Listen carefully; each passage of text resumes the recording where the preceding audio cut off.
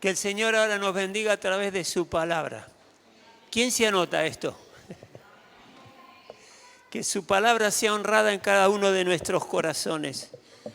Padre, ahora te rogamos en el nombre de Jesús que aquello que has puesto en mi corazón, Padre Celestial, para poder transmitirle a tu iglesia, Dios, que todos y cada uno de nosotros recibamos esa palabra fresca, con entusiasmo, con ánimo, con aliento, Señor nuestro, para que tu bendición y tu instrucción a través de tu palabra llegue a nuestros corazones y salgamos de este lugar llenos de ti, llenos del Espíritu Santo, con palabra fresca y nueva para ponerla en práctica en nuestras vidas y que de esa manera, Señor, sigamos madurando y creciendo en esa relación maravillosa que tenemos contigo, que tenemos a través de nuestro Señor Jesucristo.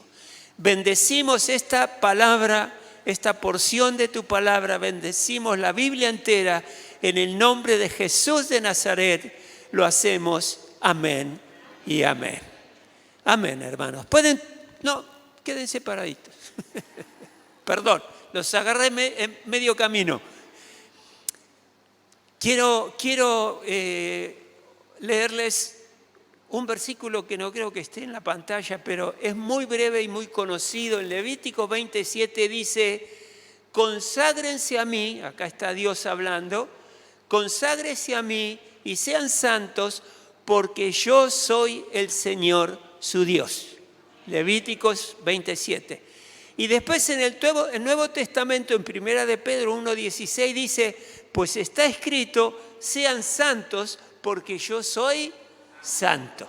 ¿Sí? O sea que nuestro modelo de santidad es precisamente nuestro Dios y Él nos anima. Yo soy santo, por eso espero que ustedes también sean santos. Amén a esto. Pueden tomar asiento ahora. Quiero hacer una breve introducción de lo que quiero hablar con ustedes hoy. Mi computadora está un poquito perezosa. Y hermanos, hoy quería hablarles acerca de la santidad en el creyente, ¿sí? Esta santidad de la cual la Biblia nos habla no es una alternativa que yo puedo tener o no tener, desear o no desear. La palabra de Dios nos enseña que cuando nosotros nacemos de nuevo por medio de nuestro Señor Jesucristo, ahí somos santos.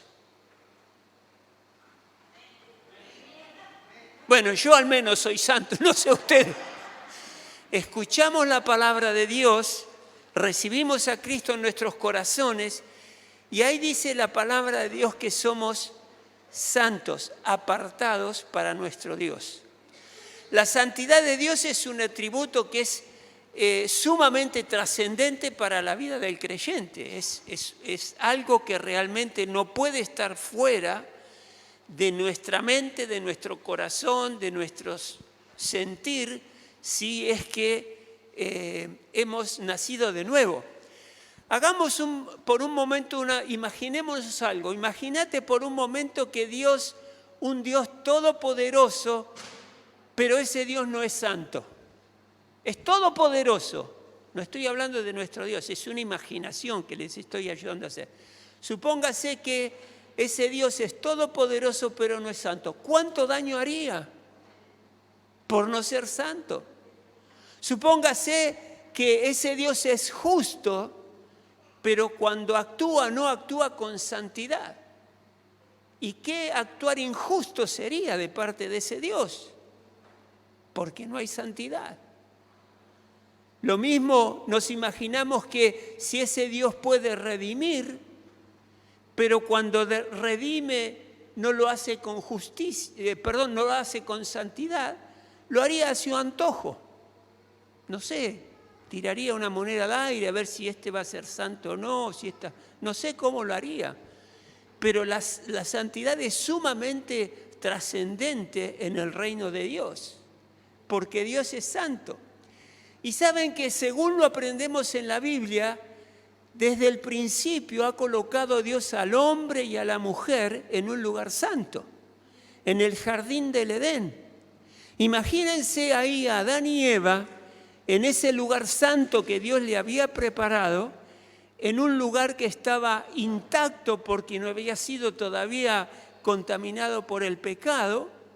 Y si seguimos leyendo la palabra de Dios en el Antiguo Testamento, en el Nuevo Testamento, Apocalipsis habla acerca de esa ciudad santa que desciende hacia nosotros. Y tanto en el principio de la Biblia como al final de la Biblia, lo que nosotros vemos que la santidad de Dios impregna todo lo que le pertenece. Y miren qué curioso, en el registro de las Escrituras nos muestra que cuando Dios tiene un encuentro con el pecado, actúa de dos maneras. O se aleja del pecado, cuando Dios tiene un encuentro con el pecado, o se aleja o lo destruye. Una de las dos alternativas es la que Dios utiliza. Fíjense si repasamos rápidamente cómo Dios destruye cuando hay pecado. Dice que Dios destruyó a los hijos de Elí por su pecado. Los destruyó. Lo mismo pasó con los hijos de Aarón cuando encendieron ese fuego que no era agradable a Dios. Violaron la santidad de Dios y murieron. Fueron exterminados por su irrespeto hacia Dios y hacia su santidad. Y en el Nuevo Testamento Dios mató a Ananías y Zafira por mentirle al Espíritu Santo por una mentira que ellos hicieron, y el fuego de Dios los consumió, murieron. ¿Por qué? Porque Dios se enfrentó con el pecado cuando estas dos personas le mintieron al Espíritu Santo. Pero saben que hay otras veces que Dios decide alejarse del pecado cometido por el hombre. A veces Dios hace eso. Por ejemplo, expulsó a Adán y Eva cuando ellos corrompen el jardín de Dios, el jardín del Edén. Ahí Dios los alejó de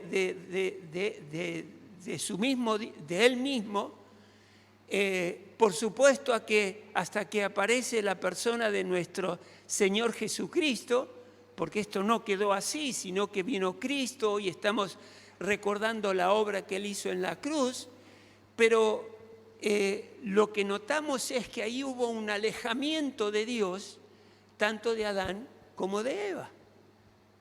Fíjense esto.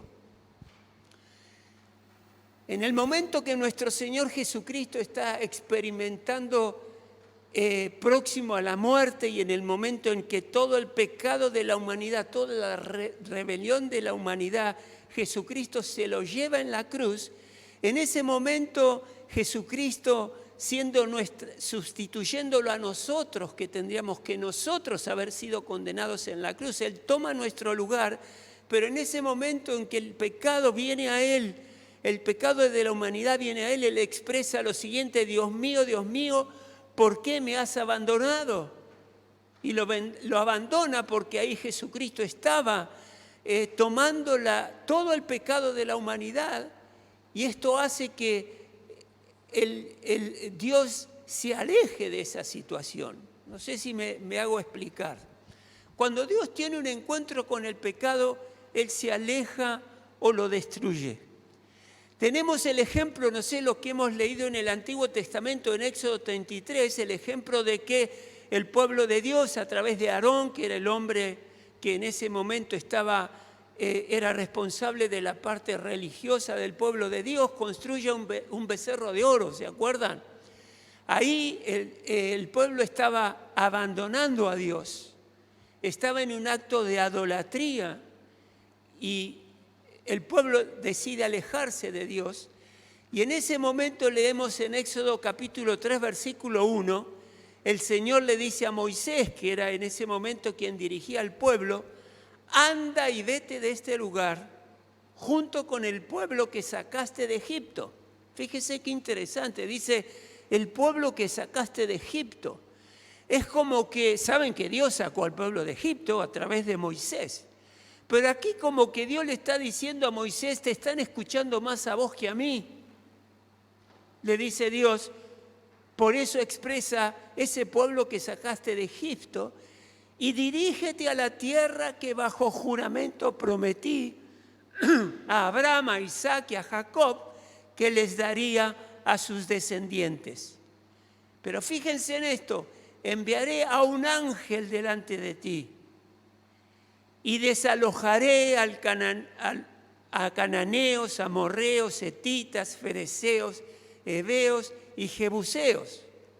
Ve a la tierra donde abundan leche y miel, que era la tierra prometida. Yo no te acompañaré porque ustedes son un pueblo terco y podría yo destruirlos en el camino.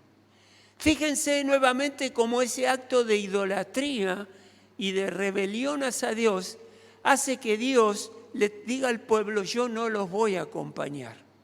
Dios se alejó, no los iba a desatender, pero no iba a estar ahí con ellos, sino que lo iba a hacer a través de un ángel. De modo que cuando Dios tiene un encuentro con el pecado, Él tiene que hacer algo, Él no se queda inmóvil y lo destruye o se aleja de Él. Y yo estoy seguro que ni vos ni yo queremos ser ni destruidos, ni que Dios se aleje de nosotros. Por eso tenemos que atender y ser conscientes de que la santidad tiene que estar y ser parte activa en nuestra vida. La santidad y el pecado no pueden habitar. Son polos opuestos y no pueden habitar. Pero fíjense, sin embargo, lo que pasa con nosotros. Porque nosotros cuando nacemos de nuevo, el Espíritu Santo entra en nosotros. Y al estar el Espíritu Santo en nosotros, hay una cohabitación como consecuencia de eso, porque nosotros si en algún momento pecamos, ahí hay un hombre, una mujer que está pecando, pero el Espíritu Santo que permanentemente está en nosotros, está también ahí presente.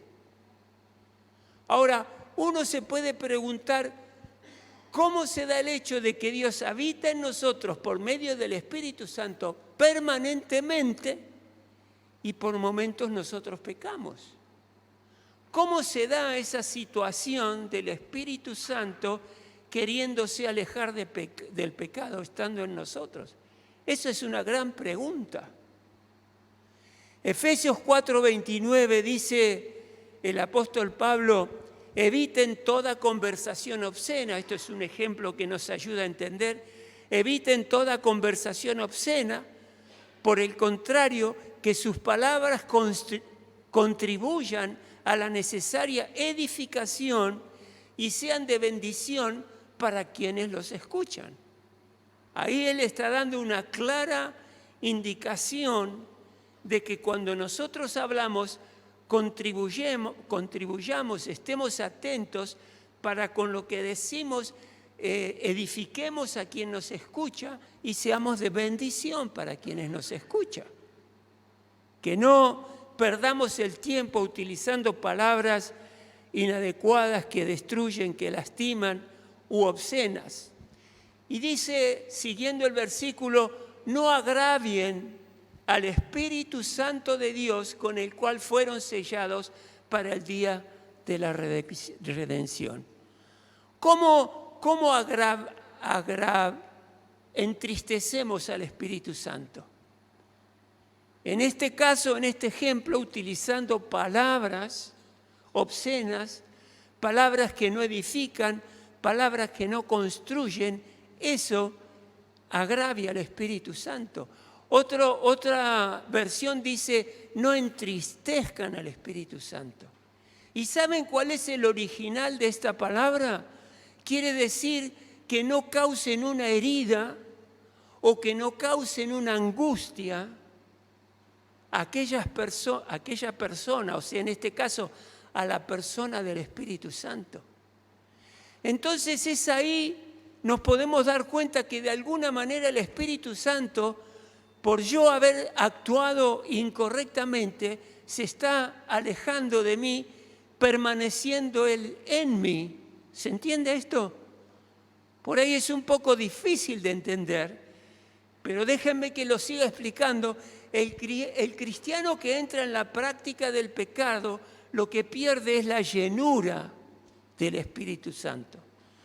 Pierde ese Espíritu de Dios que lo gobernaba y lo hace de esa manera, al tener alguna práctica del pecado, lo hace más vulnerable al deseo de pecado en su interior. ¿Y el Espíritu Santo está ahí? Sí, está ahí. Pero está entristecido, está agraviado, está herido delante mío, en mí. ¿Y cómo se manifiesta esto en mi vida? Ese creyente, ese hombre, esa mujer que pecó, pierde el gozo del Señor.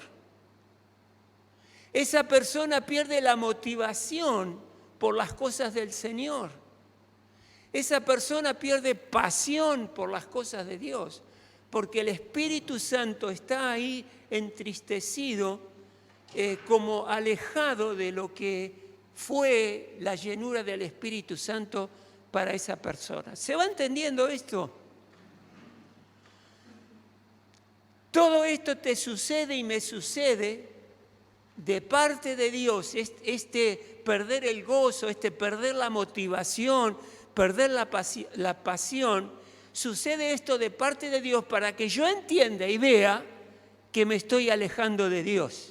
Es un llamado de atención, el perder la pasión y perder el gozo, para que yo recapacite y busque de vivir en santidad y en pureza con mi Dios. Es para eso. Yo tengo un testimonio muy claro de esto. Muchos años atrás, no sé, aproximadamente 40 años atrás, yo me alejé del Señor. Y habiendo escuchado la palabra de Dios y habiendo animado a otras personas a escuchar y a creer en la palabra de Dios, en ese alejamiento, yo en un momento determinado decido leer la palabra de Dios y no entendía nada. La palabra de Dios no me era revelada. El Espíritu Santo no me estaba inspirando a entender lo que estaba leyendo. ¿Qué pasó ahí? Literalmente yo leía y para mí estaba como leyendo, esto por ahí en algún momento lo comenté, era como leer la guía telefónica que ya no existe, ya nadie la usa, sin sentido. Si uno va ahí es para buscar un nombre y un número de teléfono. Y eso me llamó la atención. ¿Cómo es que ahora no puedo entender cosas que yo con facilidad entendía? Así que tené cuidado si te cuesta acercarte a Dios por medio de su palabra. Abrí los ojos, escuchá a Dios, porque lo que te puede estar pasando es que te estás alejando de tu relación con Dios. Esta es una señal que Él nos da para que nosotros estemos atentos y nos demos cuenta de qué es lo que está pasando. ¿Ahora sí me están entendiendo? Sí, amén, seguro. Así que cuando cuando les estaba dando este ejemplo de que cuando uno le cuesta acercarse a Dios a través de su palabra, sentarse cada día, leer la palabra de Dios que tan necesaria es, esto no es una cuestión de falta de conducta o falta de hábito. Acá hay un problema espiritual que es más profundo. Lo que esto me está indicando, hijo, hija, cuídate que te estás alejando de mí, dice el Señor. Y si avanzamos un poquitito más, este cristiano pierde su primer amor, y al perder el primer amor, ahora los amores del mundo empiezan a tomar más preponderancia, más trascendencia en mi vida. Ese creyente pierde el temor al pecado, que es algo que tenemos que tener bien en claro cada vez que yo hago algo opuesto a la voluntad de Dios. Estoy temiendo las consecuencias de ese pecado. Cuando ese hombre, esa mujer le pierde temor al pecado, abandona el temor a Dios. Fíjense las consecuencias que esto tiene. El pecado del cual se aleja, ahora empieza a disfrutarlo o minimiza el efecto que tiene en su vida. Él pierde el temor por la mentira porque no valora la verdad. Qué duro que es todo esto. Y esa persona pierde la paz del Señor, le pierde su perspectiva de que un día tendrá que dar cuentas ante el trono de Dios por cada palabra ociosa que haya pronunciado o cada acción, porque lo dice la palabra y la palabra nos enseña que todos compadeceremos ante el trono de Cristo. El juez va a ser el mismo tanto para creyentes, para no creyentes. Va a ser el mismo. Pero para el creyente nosotros seremos juzgados para recibir recompensa y el no creyente, el que rechazó a Dios, será condenado por la eternidad. El juez es el mismo. Y todos estos, hermanos, son síntomas de que se ha alejado el creyente a pesar de que hay una permanencia continua del Espíritu Santo en nosotros. El Espíritu Santo está ahí, pero está tan alejados de poder actuar y bendecir nuestras vidas. El Espíritu Santo de Dios en su interior, por tanto, si soy un hijo de Dios, la santidad en ese hombre, en esa mujer, es una necesidad para toda la vida, para tu vida y para mi vida. Así que ahí aparece el apóstol Pedro leyendo, como habíamos visto semanas atrás, que el apóstol Pedro le estaba escribiendo esa carta a todo un grupo de judíos cristianos que se habían alejado por cuestiones de la persecución, y le escribe a ellos. Y en la primera parte de la carta les escribe para que el Espíritu Santo de Dios sea honrado en ellos, para que honren al Señor Jesucristo, que había una esperanza viva que ellos tenían que entender y guardar. Y también les habla después de eso y los insta a que sean santos. Y ahí entonces leemos lo que él dice acerca de esa santidad en 1 de Pedro 1:13. Dice, por eso, por la esperanza viva que tenemos en nuestro Señor Jesucristo, por eso dispónganse para actuar con inteligencia, tengan dominio propio, pongan su esperanza completamente en la gracia que se les dará cuando se revele Jesucristo. Como hijos obedientes, no se amolden a los malos deseos que tenían antes cuando vivían en la ignorancia. Más bien, sean ustedes santos en todo lo que hagan, como también es santo quien los llamó. Pues está escrito, sean santos porque yo soy santo. Ya que invocan como Padre al que juzga con imparcialidad las obras de cada uno, vivan con temor reverente mientras sean peregrinos en este mundo. Como bien saben, ustedes fueron rescatados de la vida absurda que heredaron de sus antepasados. El precio de su rescate no se pagó con cosas perecederas como el oro o la plata, sino con la preciosa sangre de Cristo, como un cordero sin mancha y sin defecto. Cristo, a quien Dios escogió antes de la creación del mundo, se ha manifestado en estos últimos tiempos en beneficio de ustedes. Por medio de Él, ustedes creen en Dios, que lo resucitó y glorificó, de modo que su fe y su esperanza están puestas en Dios.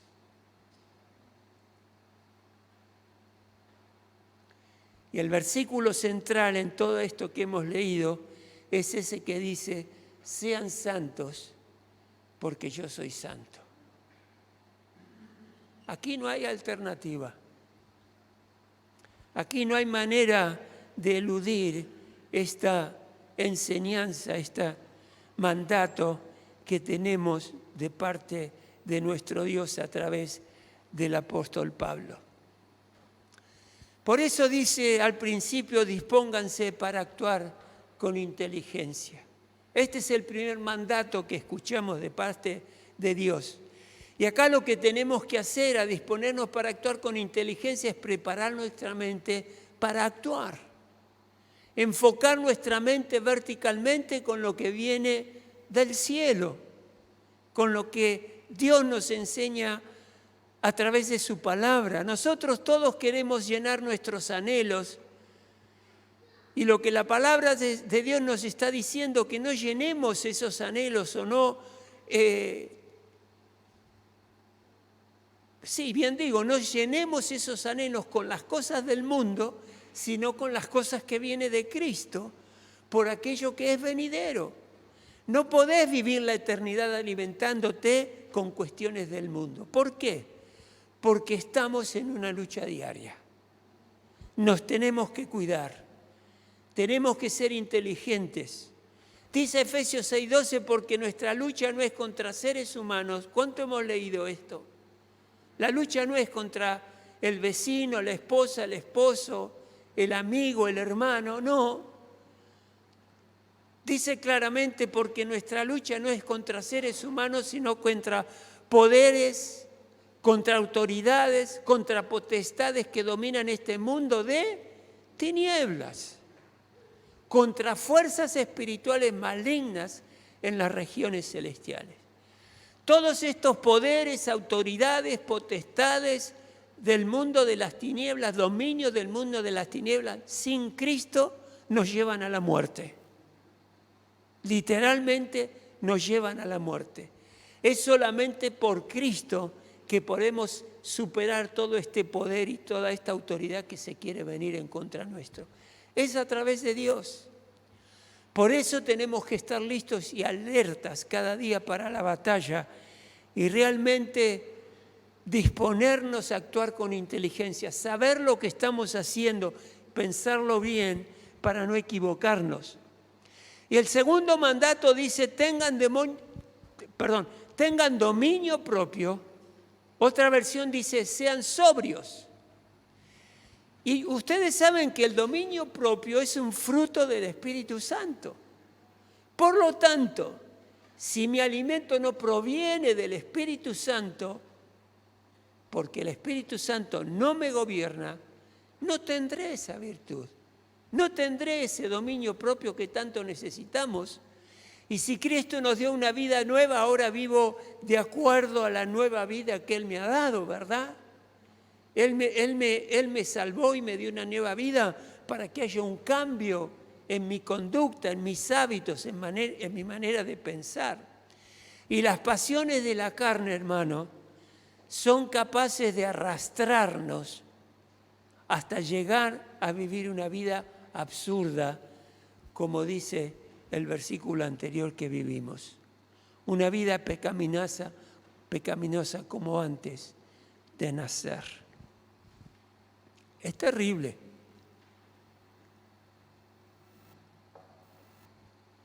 Por eso acá el apóstol Pedro se dedica este tiempo a advertir a la iglesia y animarla a que vivan en santidad. El tercer mandato, ¿cuál fue?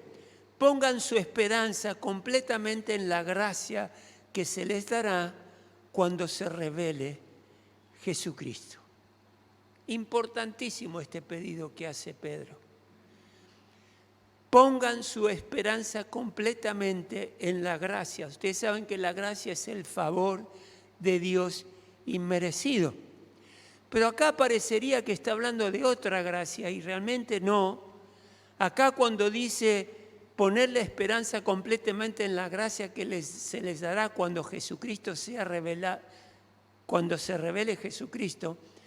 Lo que pasa es que nosotros hoy vivimos una gracia presente que nos llevó a la salvación.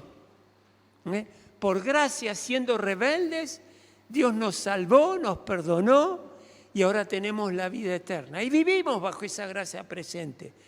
Pero la palabra nos enseña que también hay una gracia que Cristo traerá, que es aún mayor en el momento en que Él venga a buscar a su iglesia. Va a ser mayor. Si disfrutamos la gracia en este tiempo, bueno, vamos a disfrutar aún mayor presencia de la gracia de nuestro Señor Jesucristo cuando Él venga.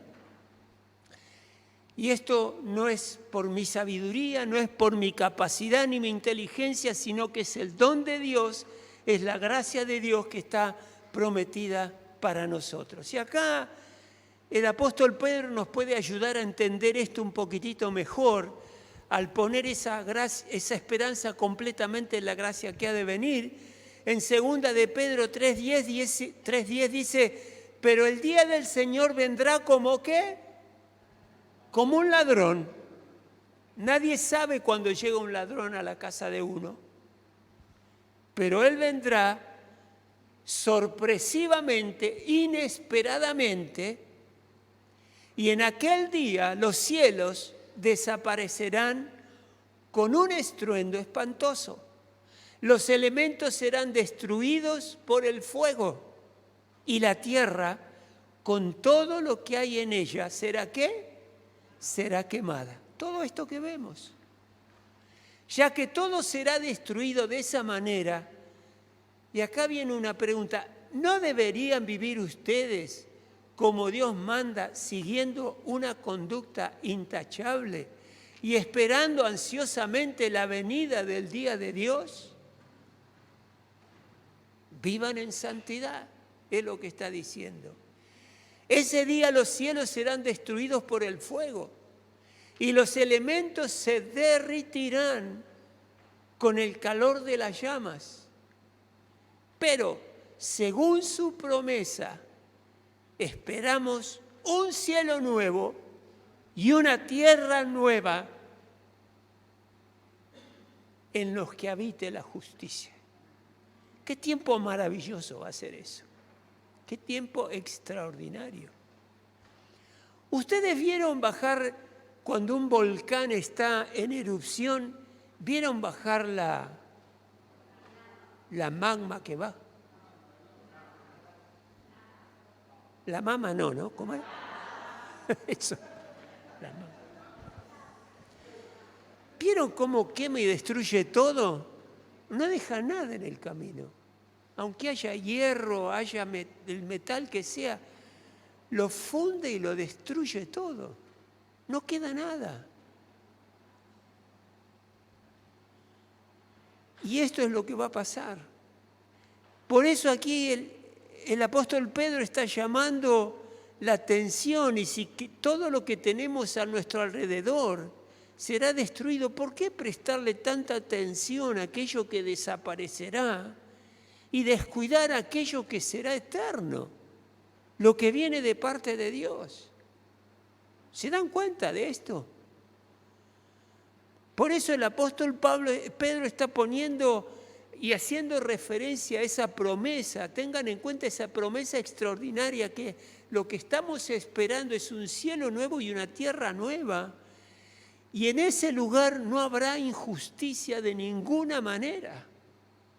Seremos tratados justamente, honrosamente, y podremos disfrutar un tiempo extraordinario, que es esa esperanza viva a la cual cada uno de nosotros sobre la cual estamos apoyando nuestra fe. Por eso debemos anhelar la segunda venida de nuestro Señor Jesucristo y esperarla en santidad, en pureza y en consagración. Lo que Pedro hace es describir el tipo de vida que el creyente debe vivir. Y el cuarto mandato dice que nos comportemos como hijos obedientes, no se amolden a los malos deseos que tenían antes cuando vivan en la ignorancia. Saben que de alguna manera esos deseos que teníamos antes nos quieren volver a atrapar, nos quieren volver a seducir. Por eso tenemos que estar atentos a ser obedientes a nuestro Dios y no amoldarnos a lo que nosotros vemos alrededor nuestro. Acá alude que como hijos obedientes no volvamos a los malos deseos que teníamos antes de haber nacido de nuevo. Esos deseos, por ahí, no sé si te ha pasado, a mí me ha pasado, en un momento los he alejado, me he alejado de una vida incorrecta, desobediente delante de Dios, pero en un momento de mi vida, cuando me aparté, me volvieron a atrapar esos deseos que había abandonado, ¿se entiende? Me volvieron a seducir, porque están ahí, pueden estar dormidos porque la supremacía del Espíritu Santo y el gobierno del Espíritu Santo obra en mí, porque yo me alimento de lo espiritual, pero en algún descuido, alguna distracción, en algún momento, por alguna circunstancia, eso puede cambiar. Y Pedro acá nos está advirtiendo de eso. No podemos ser conformados a los deseos de la vida anterior que correspondan a anhelos insatisfechos de la naturaleza pecaminosa.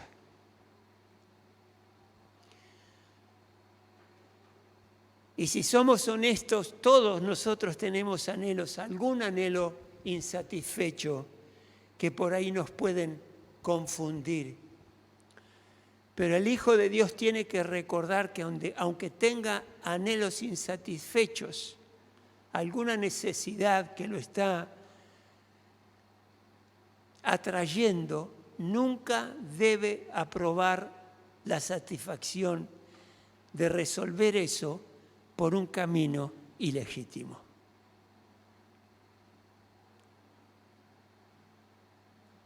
Y lo que más fácil se ve es en el área sexual.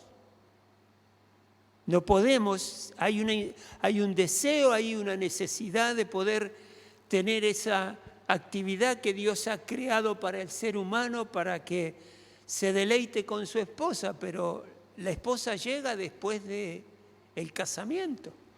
¿Qué pasa antes? Y yo no puedo utilizar un camino ilegítimo que se oponga a la voluntad de Dios para satisfacer ese anhelo que uno tiene. Por eso no podemos vivir del fruto de la naturaleza caída, sino que debemos vivir del fruto que el Espíritu Santo tiene para nosotros cuando vivimos una vida plena y llena de nuestro Dios. Ahí el apóstol Pablo también escribe en la misma dirección: no se amolden al mundo actual, sino que sean transformados mediante la renovación de su mente. Ya no pensemos como pensábamos antes. Así podrán comprobar cuál es la voluntad de Dios, buena, agradable y perfecta. Si me equivoqué, hay un camino para resolver esa equivocación, y es el arrepentimiento delante de Dios y caminar según Él nos ha enseñado. ¿Saben que ahí en Romanos 7, el apóstol Pablo también habla acerca de esos deseos de la naturaleza pecaminosa? En Romanos 5:15 habla: porque lo que hago no lo entiendo. Sabiendo lo que tengo que hacer, hago lo incorrecto. Qué lucha que tenemos ahí, hermanos, ¿verdad? Pues no hago lo que quiero, sino lo que aborrezco, eso hago. ¿Por qué? Porque la carne está activa, sigue viva, seguimos con el mismo cuerpo antes de haber conocido a Dios. Pero por supuesto sometemos nuestras pasiones al Espíritu Santo, pero tenemos que estar atentos. Más adelante la reflexión del apóstol Pablo sigue y dice en Romanos 7:24: miserable de mí, ¿quién me librará de este cuerpo de muerte? Se pregunta. Y ahí dice, gracias doy a Dios por Jesucristo nuestro Señor. ¿Por qué? Porque Él lo salvó. Porque Él nos salvó. Él nos dio la victoria sobre el pecado. Y ahí resolvemos esta lucha interna que muchas veces tenemos. Y también usando otro versículo del apóstol Pablo en Gálatas 5:16, digo pues, andad en el Espíritu y no satisfagáis los deseos de la carne. Acá Pablo le está escribiendo a personas que habían conocido el Evangelio, que habían conocido a Jesucristo. Eran creyentes igual que vos y que yo, y los insta a no satisfacer los deseos de la carne, porque el deseo de la carne es contra el Espíritu y el del Espíritu es contra la carne, y estos se oponen entre sí para que no hagáis lo que queréis. El Espíritu Santo en mí y mi carne se oponen, uno en contra del otro. Pero debemos honrar a Dios, debemos honrar a ese Padre poderoso que tenemos, que hemos conocido a través de nuestro Señor Jesucristo. Él se merece el mejor esfuerzo de cada uno de nosotros para ser alimentados por Dios. Ahora, ¿saben que los deseos de la carne no fueron diseñados por Satanás? ¿Quién creó al hombre con los deseos que tenemos de la carne? Fue nuestro Dios. Él los creó. Él nos dio las glándulas gustativas para disfrutar el almuerzo y la cena. Qué lindo que es, ¿no? Esto me gusta, no lo como, esto me gusta, siendo alimento todo, esto lo como y esto sí. Y nosotros al tener las glándulas gustativas que nos dan ese placer de lo que estamos comiendo, están no solo para disfrutarlo, sino Dios se quería asegurar que nos alimentemos, que comamos, porque una de las cosas que fueron desagradables durante la pandemia era personas conocidas que nos decían que perdieron el gusto. Y qué difícil que les era comer, ¿no? Porque no disfrutaban, era un momento no agradable, o sea, tener que comer y como el que tiene que tomar el agua y no le gusta. Hay quienes el agua no les gusta y tienen que esforzarse para tomarla. Pero Dios hizo las glándulas gustativas para disfrutar la comida, pero para disfrutarla en términos que nos haga bien a nuestro cuerpo. No comer aquello que nos hace mal o comer en exceso. ¿Qué es lo que hace Satanás? Tuerce ese precioso don que Dios nos dio para disfrutar las cosas, lo tuerce, y ahí es donde el hombre se excede en lo que tiene que hacer.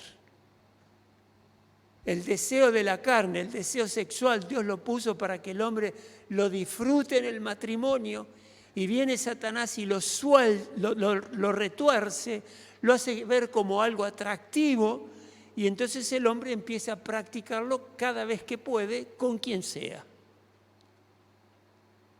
Pero el deseo original fue de Dios. Satanás todo lo que hizo fue arruinar los planes de Dios.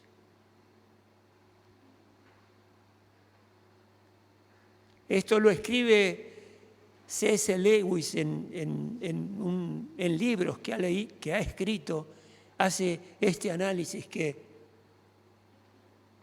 también se puede entender por lo que puede pasar por cada uno de nosotros. Y el quinto mandato dice, más bien sean ustedes santos en todo lo que hagan, como también es santo quien los llamó.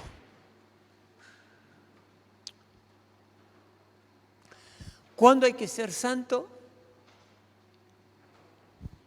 En todo lo que hagamos. No queda nada fuera. No queda nada fuera. Saben que muchos piensan que es un momento santo cuando van al templo, ¿no? Creyente o no creyente, es un momento de recogimiento. Cuando llega la Navidad lo mismo, ¿no? Aquellos que al menos aceptan que Jesucristo es el Hijo de Dios, que vino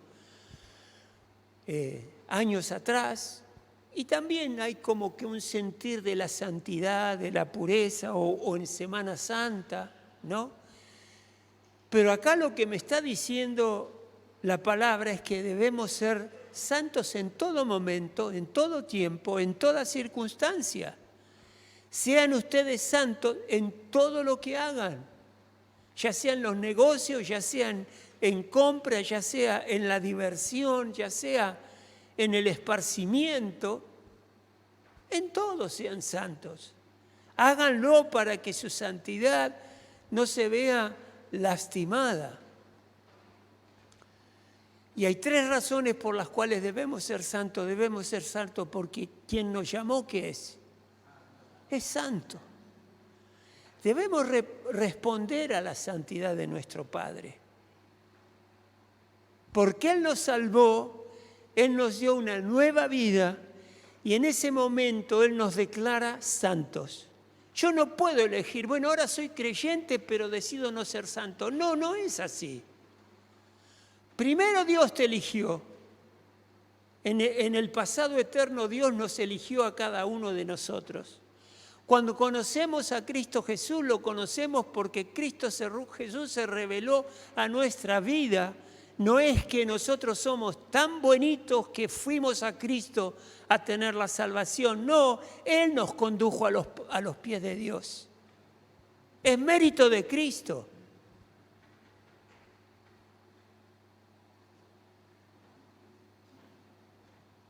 Y por eso tenemos que agradecer a nuestro Dios, que al Él ser santo nos debe inspirar y debemos realmente entender que esa santidad de nuestro Padre merece una respuesta santa de parte nuestra.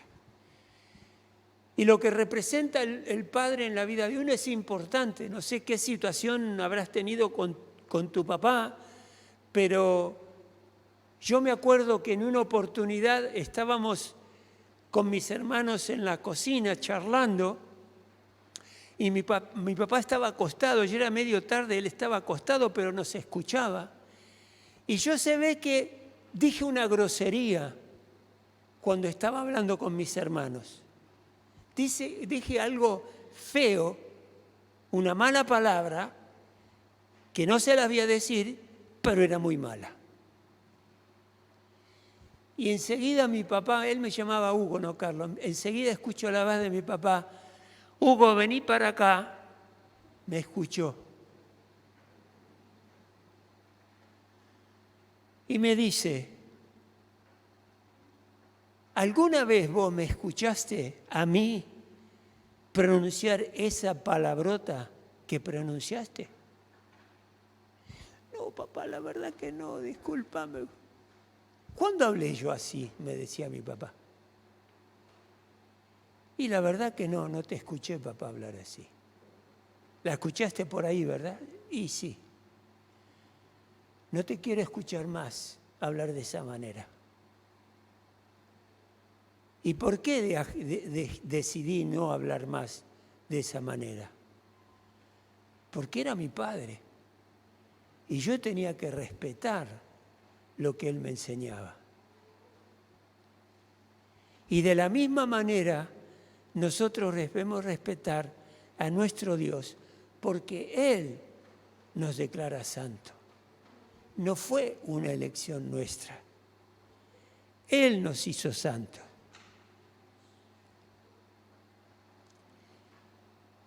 Y para respaldar lo que les estoy diciendo, en 1 de Pedro, capítulo 2, versículo 9, dice, pero ustedes son linaje escogido, real sacerdocio, nación santa, pueblo que pertenecen a Dios, para que proclamen las obras maravillosas de aquel que los llamó de las tinieblas a su luz admirable. ¿Qué dice acá el Señor que somos?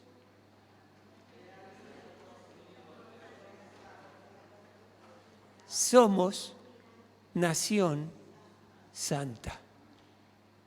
Acá no tengo opción. En algún momento yo iba caminando por la vida y en un momento escucho el Evangelio, ¡plin! nazco de nuevo.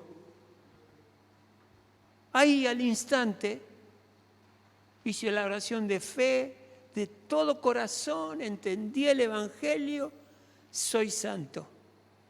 En ese momento Dios dijo, este hombre, nací de nuevo. En ese momento dijo Dios, este hombre es santo, apartado.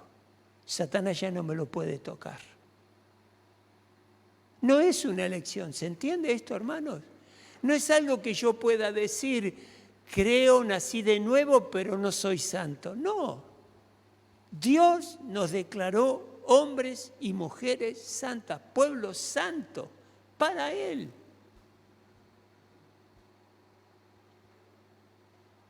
Por eso Dios nos dice, actúa, viví y hacé todo lo que tengas que hacer de acuerdo a esa santidad que yo declaré sobre tu vida.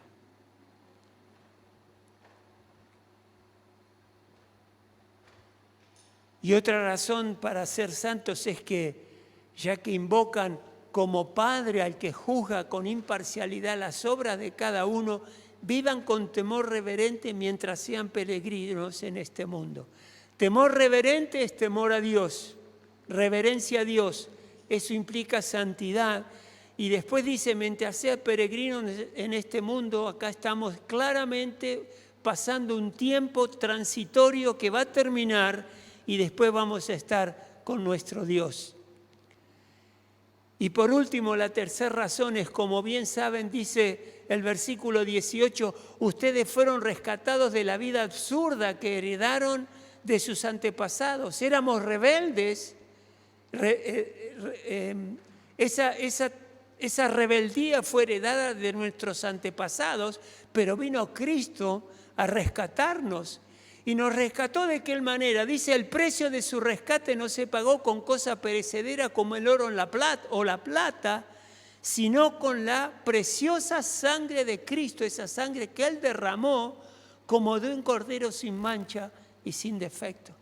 Díganme si un Cristo que se entregó completamente, como lo cantábamos hoy y lo vamos a celebrar en un ratito, reconocer en un ratito, no merece mi esfuerzo de buscar de vivir en santidad, en todo lo que hago. Él se merece lo mejor de mí.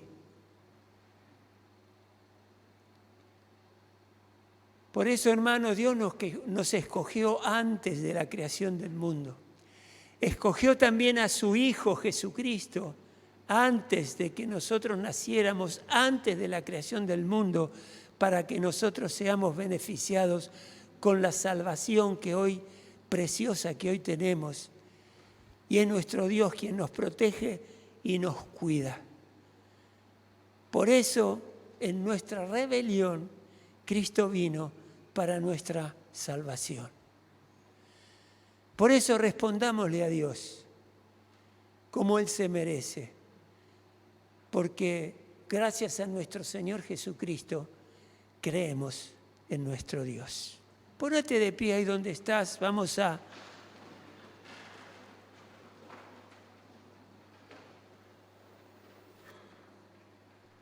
cerrar tus ojos delante de tu Dios y de mi Dios.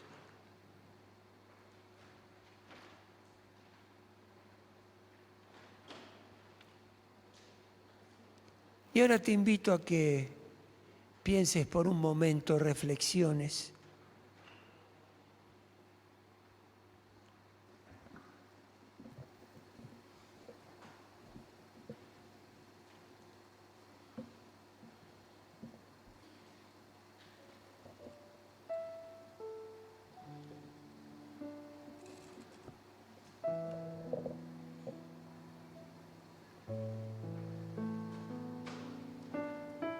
Y hacete la pregunta de ¿cómo está mi conducta delante del Señor?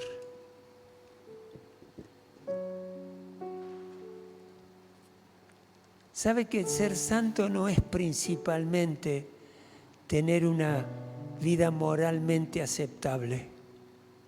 Hay muchos hombres y mujeres que no conocen a Dios y moralmente son correctos.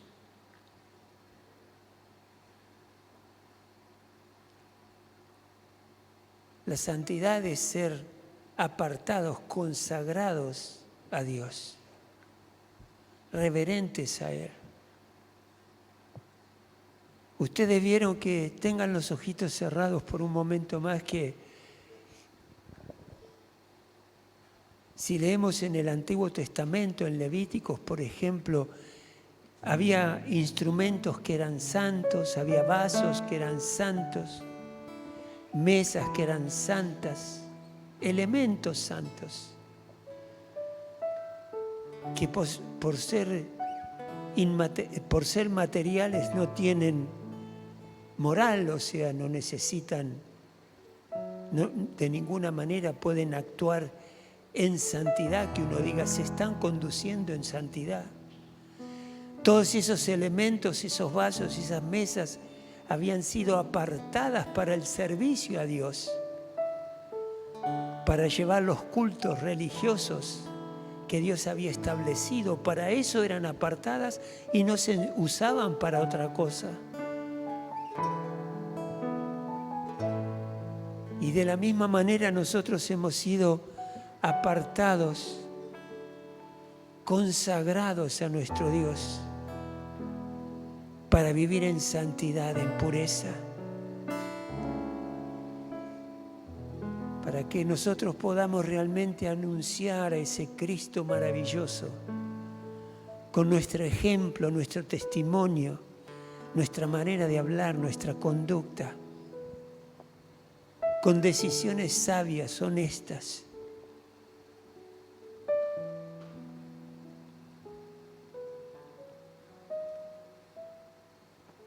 Hablale ahí a Dios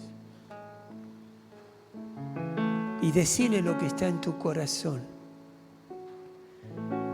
Y yo le pido al Espíritu Santo ahora que Él nos muestre la verdadera condición de nuestra conciencia, de nuestro corazón. Yo leyendo estos versículos, el Señor me quebrantó de muchas veces vivir a las apuradas y corriendo y yendo de aquí para allá.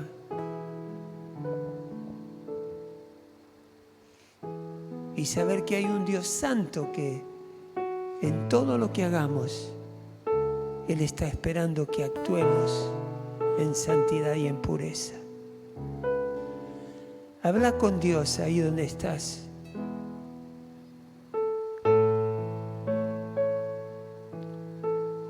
Que Él te ayude y te muestre en este momento a reconocer si hay algo que en tu corazón que hizo que Dios se aleje de ti. El Espíritu Santo permanece en nosotros, pero lo que no queremos es entristecerlo, herirlo, de tal manera que Él no puede actuar como quiere actuar en nosotros. Y si hay algo por lo cual le tenés que en esta hora pedirle perdón a Dios, hacelo. Decirle, Señor, perdóname porque yo te descuidé la lectura de la palabra, el tiempo de oración.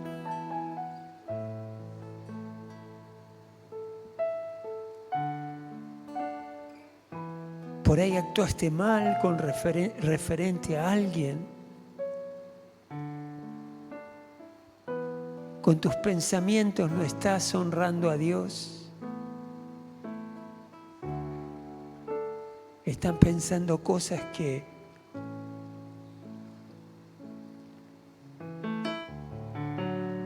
o te lastiman o pueden lastimar a otra persona.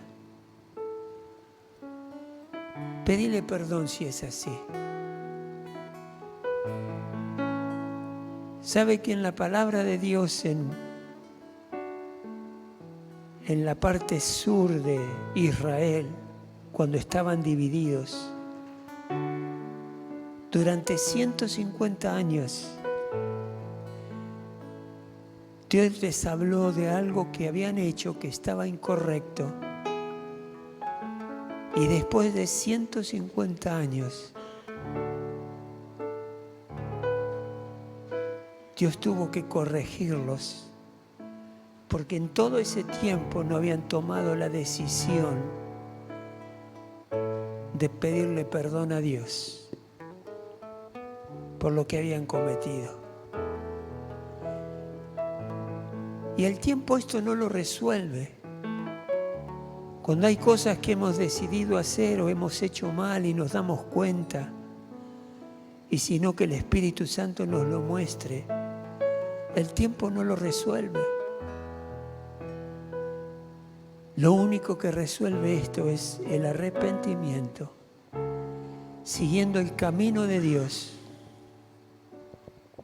yendo a sus pies y diciéndole: Padre, perdón por mi pecado.